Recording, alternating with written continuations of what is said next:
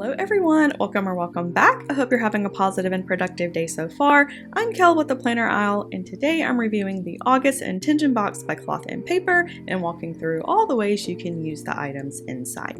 The theme for this box is work routine, which is hands down one of the best themes this year. Work takes up a significant part of our day and our lives, and for many can be a significant source of stress, so any tools or accessories that we get that can potentially help alleviate even a fraction of stress is a win in my book. Make sure to stick around until the end for my final thoughts and rating, and if you like this video, hit that like button and subscribe. I do these detailed reviews every month, so you can decide if this subscription is the right one for you.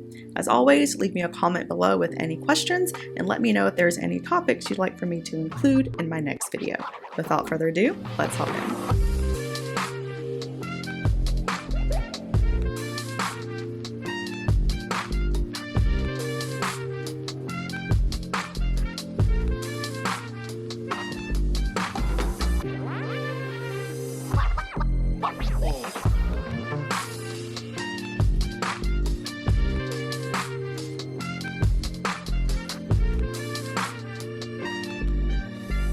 First, we have the What's Inside card. On the front, you have a picture of a busy workspace with very simple colors fitting that of an office with the word focus written in black cursive at the bottom. And flipping over, you have a list of what's inside. Next, we have our October calendar card. These have a Sunday start and lines at the bottom to list important dates, and these cards currently live in my business planner. Next, we have one journaling card. This is a rectangular card and a light gray textured cardstock. On the front, it says your space in uppercase with Privé edition written in tiny cursive underneath. And on the back, you have a list of 8 different prompts to help you stay organized with the Cloth and Paper logo here at the bottom. I'm not going to read through all of these, but feel free to pause the screen if you want to. I really like this little card. The shape is great. I love how narrow it is. And you can use it vertically or horizontally depending on where it's going. I also like how you have a practical action list here. They're great reminders to help keep you focused and organized so you can be the most productive during your day. Great little card, and I'll definitely use it either in my business agenda or my everyday carry. Next, we have the behind the scenes dashboard duo. It comes with vellum layered over cardstock. Looking at this one first, this is a pretty thick vellum with a photo of some sort of street view depicted on the front. The vellum itself feels really sturdy and gives a nice hazy overlay to the dashboard underneath. This one is a heavyweight textured cardstock in this off-white color. At the top, you have Design Studio with file number underneath, a print of graph notes with a bunch of written text, and a sticky note with orange text on top. And then at the bottom, you have text split up into 3 columns, each with various location, agenda, or office-related language. So the great thing about duo dashboards is that even though they are designed to be used together, they usually can be used separately as well. Cloth and Paper has been doing a lot of this crooked, off-center design style lately, and while I'm not a fan of this design, it does give that sort of unorganized, busy desk feel that tends to happen when you're in the middle of a project or something. To that point though, it does look busy. There's so much going on print-wise. You've got different fonts, layers, cursive, uppercase. It's definitely for those who prefer this kind of contained, cluttered look that this dashboard's giving off. If you're not a fan of this look, you can use the vellum separately. The photo is quite blurry and it's not super clear what it is from a distance, but even so, you've only got the one photo, so depending on what you layer it over, it could add a nice overall look to your agenda. I don't have any plans on using these, but it is a nice set for those who like this design style. Next, we have 2 inserts this month. First are the decision-making inserts. There's 15 sheets front and back, so 30 pages total, and 1 demo page in the back. At the top, you have a box to list out the problem, and a box next to that with 6 lines for next steps. And then beneath that, you have 3 identical sections, each one with a small grid to write the option, one to write the pros, and one to write cons. So this is a great insert to help you break apart bigger decisions into smaller, more easy to manage chunks. Looking at the demo page here, it looks like the problem they've listed is deciding what to do for their 15th anniversary. Under next steps, they've got call the restaurant and look at beach hotels. And then below that, they've listed a number of different options, why those options are good choices, and then a few reasons why it may not be a good idea. But there's tons of different ways that you can use this insert. You can use it for certain activities and events like they've done here. This could also be great to help break down important financial decisions like investment options, comparing insurance or budgeting plans, or maybe you're starting on a home project and you're trying to decide between different layouts or decor options. This would be an excellent way to break up each step so you don't overlook an important step in that process. Going with the work routine theme, this would be fantastic for work projects, client work, or helping make sense of career-related decisions. I can also see this coming in handy for the big life choices. Maybe you're contemplating starting a business or relocating. That's what I'm going to be using these for. I am planning on moving to Vancouver, and because this is such a huge decision, lists like these can help it seem a lot less daunting. I spoke about this in my home agenda setup video. I'll link it down below if you want to watch it, but I do have a profile sheet for the countries I'm considering moving to with a pros and cons list as well. If you want my international moving checklist, it is available as a freebie in my resource library, so feel free to head over to the website if you're interested in that. But these inserts are a perfect one to have for any decisions, big or small, that you're considering. Great inserts to have and a wonderful set for August. The second insert this month is the extended meeting notes. There's 15 sheets total. On the front, at the top, there's a field to write the date. You have a section to list the subject, attendees, and 6 lines to write the agenda. Below that, you have 5 lines to write any follow-up items, and then a large grid to write any notes. And then flipping over, you just have a blank graph grid. So these inserts are super straightforward, very simple and easy to use. It's broken down in a way that allows you to see your meeting details clearly, and I like how the back is just blank. It's a perfect spot to jot down side notes or thoughts that pop up during the meeting, or if it's a particularly long meeting with portions that don't apply to you, you can use it to doodle or sketch, which I tend to do constantly. That way you can save the notes section for those items specific to the meeting. The only thing I would suggest is that you reserve these for larger meetings or those that have a lot of information that may be covered. Otherwise, you're going to run out of these really quickly, especially if you're in a meeting heavy role. That's what I plan to do with these. I'm in meetings all day, every day, most of which don't require this much detail. For my team meetings or those with leadership, that's where inserts like these will really come in handy. I do have a ton of meeting inserts that I still haven't gotten to yet, but these will certainly end up in the rotation. Great inserts for a sub box and a good fit for the work routine theme. Next, we have a set of top tab planner dividers. These come in a set of 3, one for agenda, one for tasks, and one for memos. The material on this is a very smooth vinyl. It's super thin, and unlike a lot of the vellums, it's completely transparent, so it won't alter the color of whatever is underneath. These are great dividers to have, and I love how thin they are. It's perfect for planner stuffers, and because the material is this waxy type of vinyl, it's not as prone to tearing or warping. What this material is prone to is scratches. I'm not sure if you can see it on camera, but there's already some light scratches on the back one here. It's not super noticeable, and it'll likely blend in with whatever you have underneath, but just something to note. Another thing I want to point out is the lining of the text at the top. The text for agenda is slightly lower than it is for the other two. It's barely noticeable and something most people won't even care about, but my ADHD brain is highly attuned if something is off by even a millimeter, so it stuck out for me. But again, not a huge deal, but something I wanted to point out. I'm not sure if I'll end up using these. I do like them, but I don't have a planner at the moment that would benefit from this layout. I am purchasing a new cover for my business agenda for 2026. That one is more minimal, so I could play around with these in there, but we'll see. For now, I will keep these in storage, but these are great little dividers to have, super functional, and it should be a great fit for a number of routines. Next, we have a set of matte semicircle sticky notes. There's 50 total, and these are in the color ash. Similar to the dividers, these are very straightforward as well. The color is this dark white, light beigey tone, a really pretty color opposite the white of your paper. I love getting sticky notes. It's up there on my list along with page flags of the accessories that I can never have enough of. What I love about these the most is the shape. It's not a super common shape and it adds an element of decor to your page without jeopardizing its functionality. You've got a fairly large writing space here, and because it's matte, you can use whatever writing utensil you have as opposed to the transparent ones where you have to use a specific ink.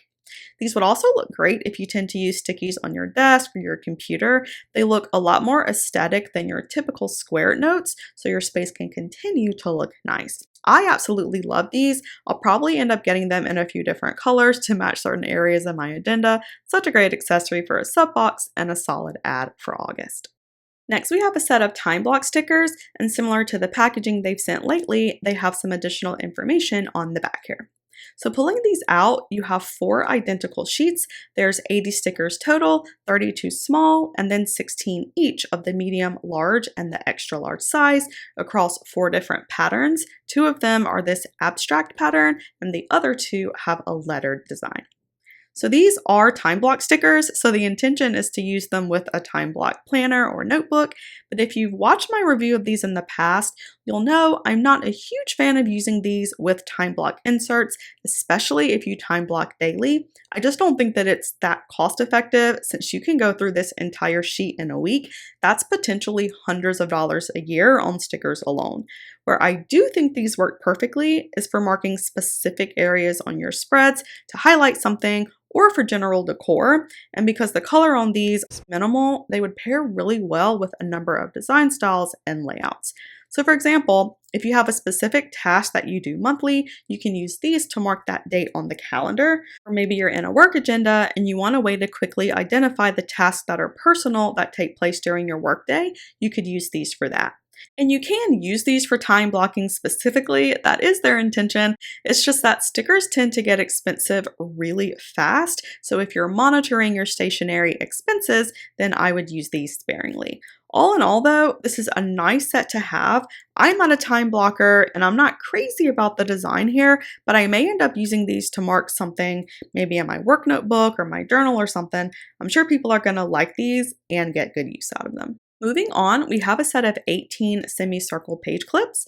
On the back, it says custom paper clip, so I wonder if they manufacture them themselves. I haven't been online much lately, so I haven't tuned into any of their socials recently, but if someone knows, feel free to let me know in the comments. But these are super simple paper clips that work the same as the basic ones that you get from Office Depot. These are made in the semicircle shape, which matches the sticky notes, and it gives whatever you're clipping together a nice look. They are on the smaller side. These are 1/2 inch wide and 1 inch long, similar to smaller standard paper clips. And because it's a semicircle shape, you want to be careful not to put too much paper in between, otherwise it'll lose its shape. But these are nice little clips and I do like the shape. The other great thing about these is that the open end doesn't end halfway like a regular paper clips. It's why I never use the regular ones, because the end point always cuts into the paper and dents it. With these, the open end is almost flush with the side, so you're less likely to get damage to your page. I haven't used standard clips in a while, but I'll definitely give these a try and see how I like them. They are a functional clip and you do get a good amount here, so another solid add for a sub box. Next, we have a stencil and page flag set. This is a flexible plastic 3x6 inch stencil sheet. It comes with 12 circles, lines, and squares to create your own checklist, 4 page flags at the bottom in the colors Avant-Garde, Stone, Sky, and Apollo, and then you have a 6-inch ruler on the side for quick measurements. So right off the bat, hands down one of the best accessories they've sent this year, and such an improvement on the previous ruler they sent. This is the one they sent a while back, and while I loved the look of this and the durability, the reason I stopped using it is because the lines and shapes would feel so scratchy. I don't know if some of the stainless steel was chipped on the inside and the ink wouldn't flow, but I constantly had issues getting smooth lines. This one doesn't have that problem at all. It's really easy to trace, it's light and flexible, and because it's clear, I can line up the boxes and lines super easy if I'm creating extra columns or something. And then you have these little page flags at the bottom, which adds to the functionality. Not only do you get 4 separate colors, but the color palette is very standard. None of them are flashy or overbearing, and they complement each other really well. They do have pre-drawn rectangles here to mark the space for the page flags, which gives you placement for when you need to refill them. I do like that, but because I prefer longer page flags, I'll likely end up replacing these here with my standard ones that are about half an inch longer. I also may just disregard the rectangles and put the slimmer page pins here as well and just have them long ways. There's so many options. Either way, this is a wonderful stencil sheet, one of the most practical items for any functional planner. I can't wait to stick these in my agenda. Last, we have 2 pens this month. We have a rollerball pen and a fountain pen. The fountain pen did come with a set of inks as well, but first let's look at the rollerball. So this is the Pentel Flowtune retractable rollerball pen in the color blue. This one has a 0.5mm nib.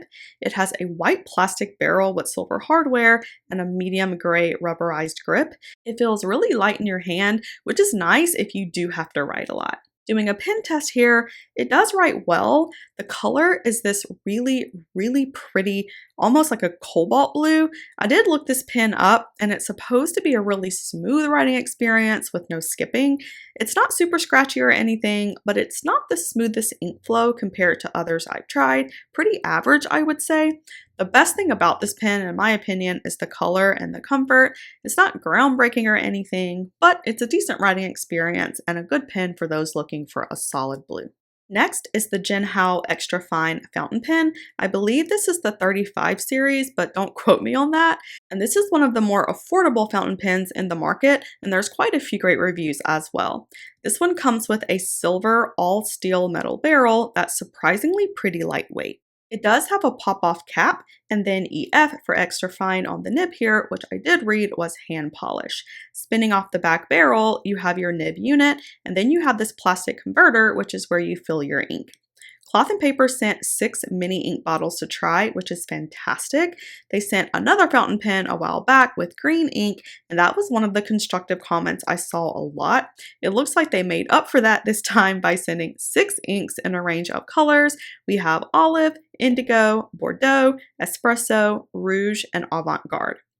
So me being a fan of black, I'm going to use the avant-garde color, and filling this is super simple. So first, make sure to cover whatever surface you're working on, and you want to make sure that you shake the bottle of ink super well, and you can fill this one of 2 ways. You can either pop the converter out and fill it that way, or leave it on and fill it with the nib attached. And all you do is just make sure that this black piece is spun counterclockwise all the way down to the tip. Dip the tip into the ink and then spin clockwise to fill up the tube.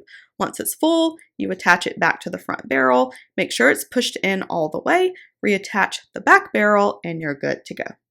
So doing a pen test here, this writes super nice. It's very smooth, and this is the extra fine nib. So if you like thinner lines in your planner like I do, and you're a fan of fountain pens, this may be a good option for you. The one thing I don't like about this pen is the way it feels when I'm holding it. I can't put my finger on it, but it's not the most comfortable. Maybe it's the fact that it is so smooth and it lacks grip or something, but for me, I think this is more suited to jot down quick notes than something I'd use for an extended period of time. I do have to say, I have to take back something that I said in a previous video. I said a few months ago that I was not a fan of fountain pens and that I will always be tied to my Uniball 1 pen that I've used for years. I officially have to take that back because y'all, I did find a fountain pen that I've fallen in love with and will be my go-to pen for 2026. It's the Pilot Vanishing Point fountain pen in matte black. It is stupid expensive, and never did I ever think I'd be spending $200 on a pen, but it's been a tough year. I rarely splurge on myself, so I figured I might as well. The great thing about the Pilot is not only is the ink super thin, but it's a retractable fountain pen, so I never have to worry about misplacing the cap And it writes like butter, which is super important for nibs that are less than 0.5 millimeters. Anyway, it's still shipping and it hasn't made it here yet, but when it does, I'll post some videos over on Instagram for y'all to check it out if you're interested. But back to the Jinhao, this is a solid fountain pen with a nice ink flow. It's also affordable. These are on Amazon right now for $8. They come in a couple of different colors as well, in case the silver barrel doesn't fit your aesthetic. But overall, this is a great pen. They sent a ton of inks, which is fantastic, and I'm really glad that they included this for us to try out, especially those who are new to the world of fountain pens. And that wraps up the August Intention box by Cloth and Paper. So this was a phenomenal box all the way around. The last few months, I really feel like Cloth and Paper stepped up their game and gave us practical, well thought out products that I personally felt was missing from their boxes earlier this year. I also feel like we got a lot in this box, and everything had such a functional use that could appeal to a number of planners, regardless of your planning style or system. My favorite item this month was the stencil sheet. It's such a perfect everyday tool that can serve a number of purposes. It's great if you need a quick ruler or a checklist for something, and if you need a page flag to mark your spot on a page, you've got 4 in a nice colorway as well. My least favorite item is the Dashboard Duo. It's just not my taste, but it does feature their layered design that they've been sending this year, so if you're a fan of that look, then this will definitely be a dashboard set for you. All in all, I'm rating this box a 9.7 out of 10. This is exactly the type of functional planning accessories I hope to see in these subscription boxes.